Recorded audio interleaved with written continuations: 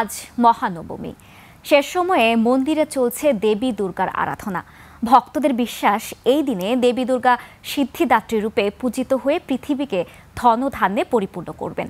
মোহাম্মদ হানিফের ক্যামেরায় অনুপ পিয়ালের রিপোর্ট।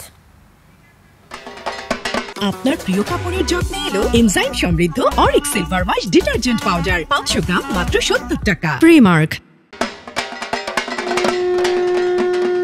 শঙ্খধ্বনি, উলুধ্বনি, ঢাকের বাদ্যি ও ঘণ্টা সব মিলিয়ে চলছে দেবী দুর্গার ধরিত্রীতে শেষ সময়ের অর্চনা। সাথে ধূপ, দ্বীপ আর নৈবেদ্য দিয়ে চলছে দেবী বন্দনা। নবমী সন্ধিক্ষণে দেবী দুর্গা চামুণ্ডা রূপে মহিষাসুরকে বধ করে হয়ে ওঠেন মহিষাসুর মর্দিনী।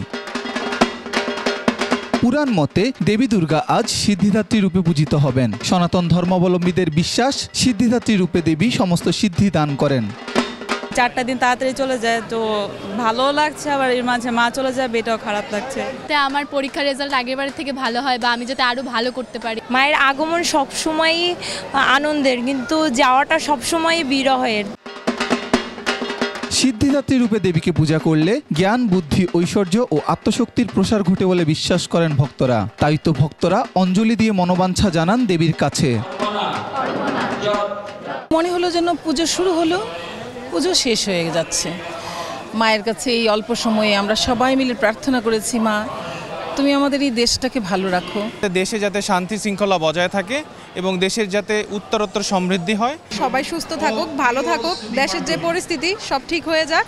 পূজায় এবার আইনশৃঙ্খলা বাহিনীর উপর সন্তুষ্ট হলেও বলছে যথাযথ ব্যবস্থা নিলেই আরো আনন্দমুখর হয়ে উঠবে উৎসব। বিশৃঙ্খলাকারী, দুষ্কৃতিকারীরা এইসব ঘটনা ঘটায়, তারা খুব যে সংঘবদ্ধভাবে করে এমন না, তাদের বিরুদ্ধে ব্যবস্থা নেওয়া অত্যন্ত সহজ।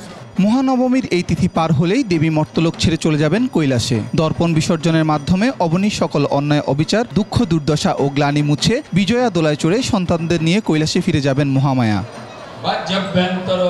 শারদীয় দুর্গোৎসবের শেষ সময়ে ভক্তদের হৃদয়ে জেগে উঠে এক অদ্ভুত নিষ্ঠ অনুভূতি।